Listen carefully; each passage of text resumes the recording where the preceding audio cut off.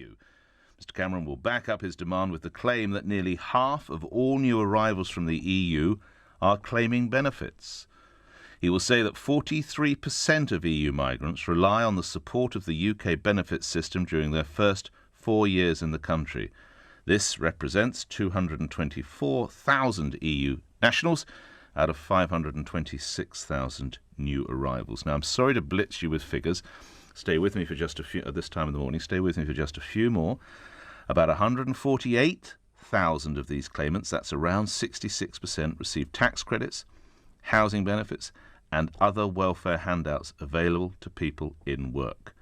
Downing Street said that EU migrants entitled to so-called in-work benefits claim an average of £5,000 per family, costing UK taxpayers £530 million in 2013. That's the last figure for which years are available.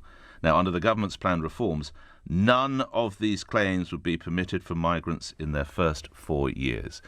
If you return to what the Prime Minister said at that CBI meeting yesterday, and he talked about the importance of allowing business to flourish, he talked about various other key matters. He didn't really address what many commentators would say is the elephant in the room, which is this idea of limiting migration, of somehow restricting it, which of course is an absolute anathema to the whole principle of the European Union. But will this be enough?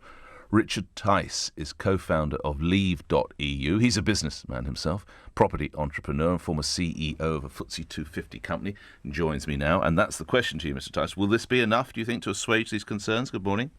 Good morning, Nick. No, I don't think it will at all. I think the Prime Minister likes to talk tough, but the reality is his actions just don't match his words.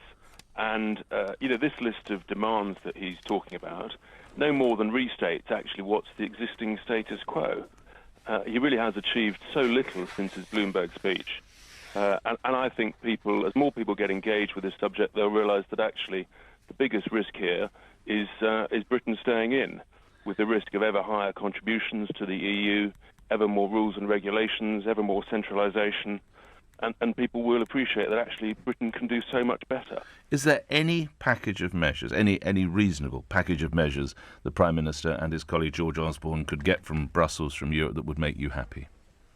I think most people who are Eurosceptic, what they want is to be able to be a sovereign nation, so we have control over our own rules and regulations, control over our own borders, and the ability to conduct our own free trade agreements, for example, with Commonwealth countries like India, where the European Union's been trying for 7 or 8 years.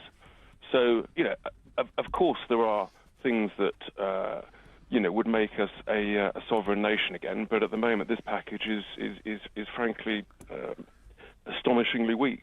Stay on the line if you would. I want to bring someone else into the conversation at 8 minutes after 8. Will Straw is the Executive Director of Britain Stronger in Europe, and we're hearing from my other contributor, Mr. Straw, that we need, or the people desire, control over their trade, control over their borders. Sounds about right, doesn't it?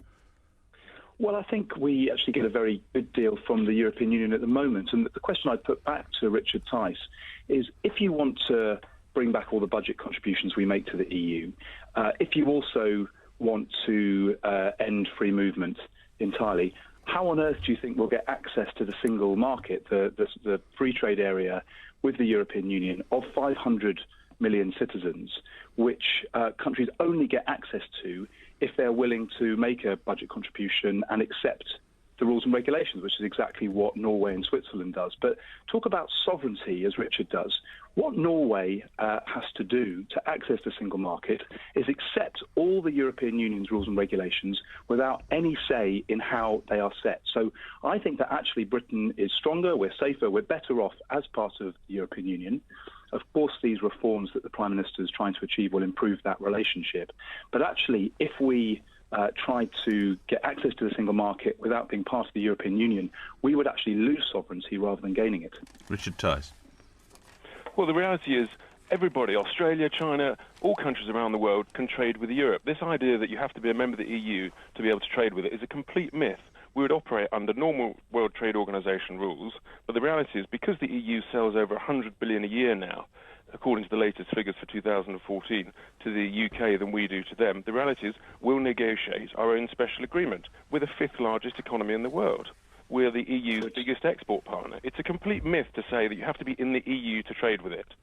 We welcome our European partners as friends, but we don't want to be a member of this bureaucratic, cumbersome club that is completely unable to move flexibly. For example, look what's happening in the steel industry at the moment. Will Straw? There are two problems with what Richard says. The first is that the United States, which is our biggest export market, has said very clearly they would not do a free trade deal with us if we left the European Union. China's made similar noises, and it'd be interesting to hear what the Indian Prime Minister Modi says when he's in the UK next week. Let's see what he says about that. Secondly, it's simply not the case that, as Richard Tice is saying, that there is this big imbalance. We export about 45% of our exports to Europe. By contrast, it's a fraction, tiny fraction, about 6% of exports from the European Union come to the UK.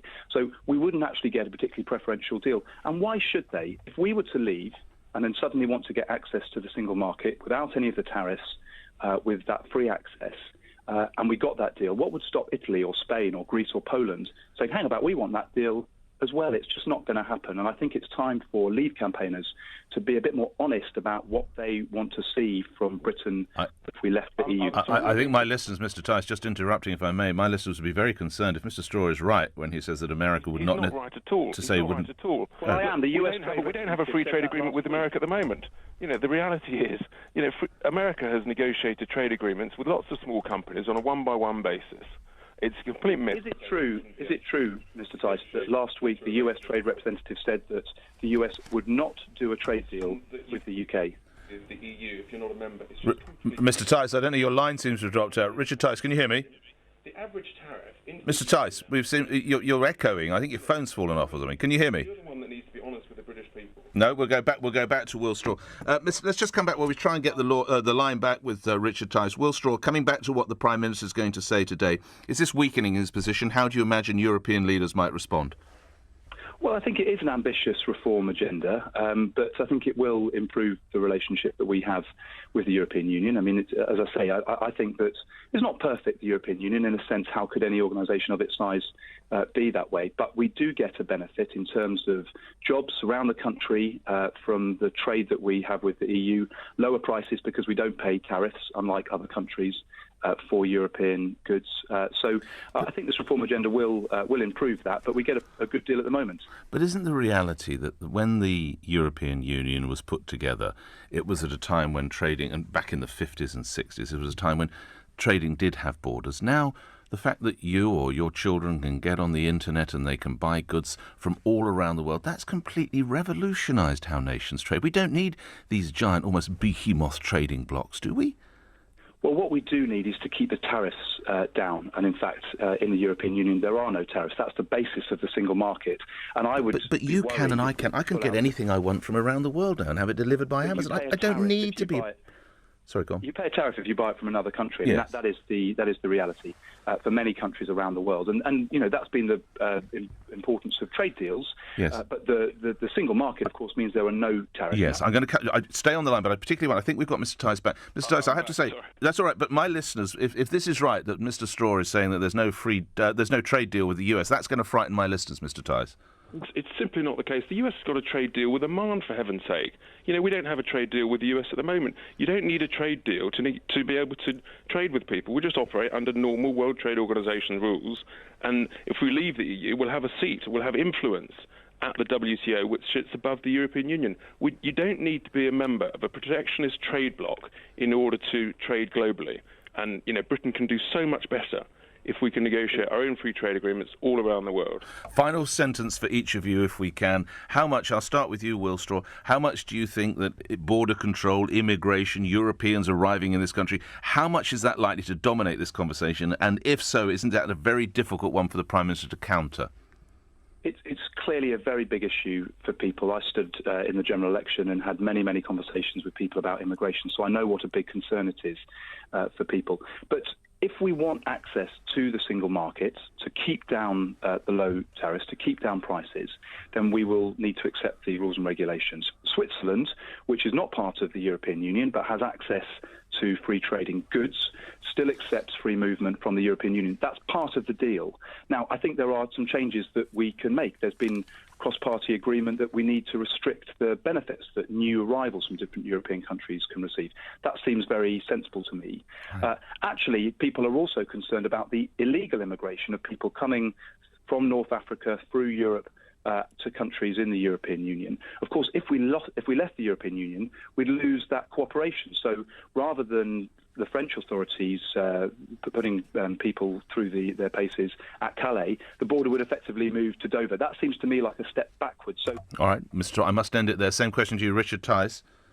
I think the British people, as they engage with this issue, will realise and are realising that the biggest risk is staying in. The definition of a sovereign nation is being able to control your own laws and your own borders, and that's what the British people want. But how much will migration drive the vote, in a sentence, Mr. It will drive it significantly, because it's a key concern, and the Prime Minister's demands don't deal with that at all. I'm grateful. Will Straw, thank you. You didn't frankly have the balls to put country before party.